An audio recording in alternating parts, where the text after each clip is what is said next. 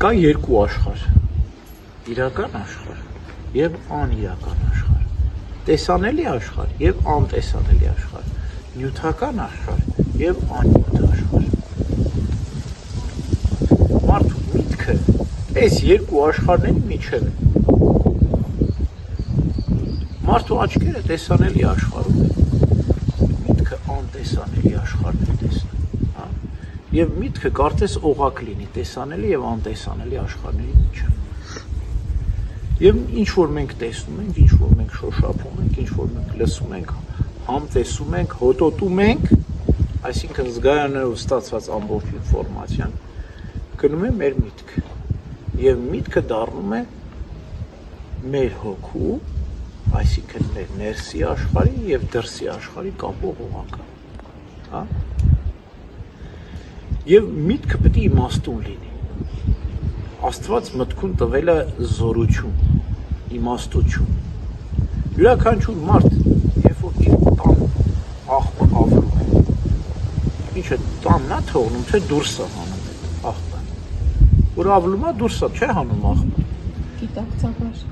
Հա, հիմա, բայց մենք այդպես չենք։ Դրսից ինչքան աղբա չէ գալիս մեր մեջ։ Մենք այդ աղբը կուտակում ենք մեր մեջ, զգայարաններով, աշխարհից, ինֆորմացիան, չգիտեմ, մեղքն է, շարունակայտակությունն է, կուտակում ենք մեր մեջ, իհարկե այդ մտքի պատճառով, որտեղ մեր միտքը իմաստուն չէ, որ կարողանա զատորոշել։ Սա բարի է թե չար, ես պետք է սպան իմ տանեմ իմ մեջ, թե չէ։ Եթե իմաստուն է մեր միտքը, մերժում է, հա, բայց ենթադրենք իմաստուն չի, որը մեզ մոտ շատ է պատահում։ Եվ այդ աղբը տանում ենք մեր մեջ։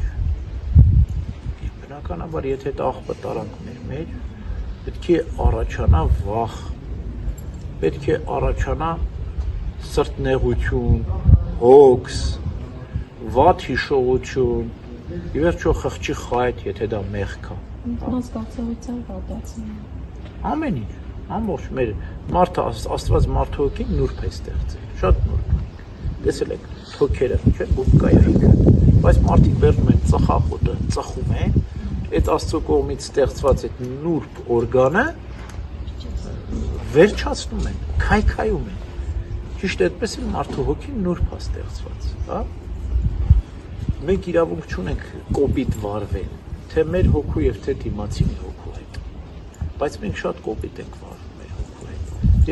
Եվ հոգին այդ նուրբ հոգին չի դիմանում։ Սուրբ եւ նուրբ է ստեղծել Աստված մարդուն։ Իրավունք չունենք սուրբ ու նուրբ հոգին մեր կոպտությամբ ու դաժանությամբ մեղքերով տանջել։ Հա։ Եվ այդ ամբողջը գնում է մեր հոգի։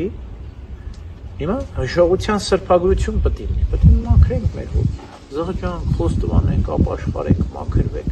Ինչն է մարդու հոգին կոնկրետ մաքրում։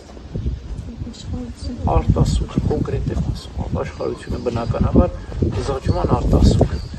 Սուրբ Գրիգոր Լուսավորչյան ասում է, մեղքը թույն է,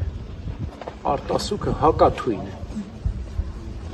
Եթե դու ուզում ես քո միջի թույնը մաքրես, հակաթույն պետք է գործադրես։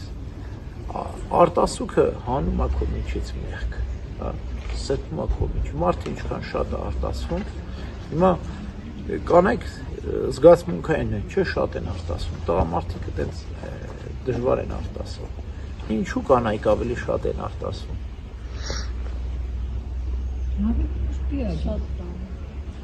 Որտեղ այդ մաներ, մուներ աղբը շատ է լցում իրանց մեջ, թույնը կարծես շակրանում է, հակաթույնն էլ է շատ, փառք Աստծո, այդ հակաթույնով մաքրվում է, չէ։ Բայց տղամարդիկ հավես չունեն այդքան թույն իրանց մեջ կուտակեն, նրանց թույնը ավելի վտանգավոր թույն է, էլի տղամարդկանցը մահացու թույն է, կանանցը մահացու չի, մաներ, մուներ փոշի է, անընդհատ արտասում են մաքրվում են։ Հիմա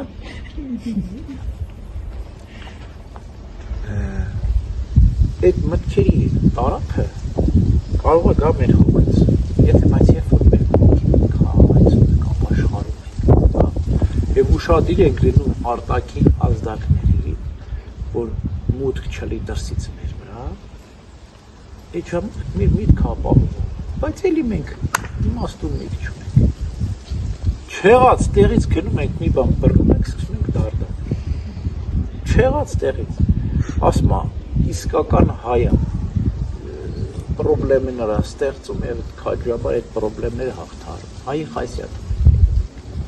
Չեղած բանից մենք նստենք դարդ կանենք։ Ինչի ենք դարդարում, մարապետ։ Գործ անենք, կյանքում ապրենք, մեր առօրյա է։ Հա? Բարին գործենք, ինչ գործ ունենք չարի հետ։ Աստծո փախտանք ապրենք։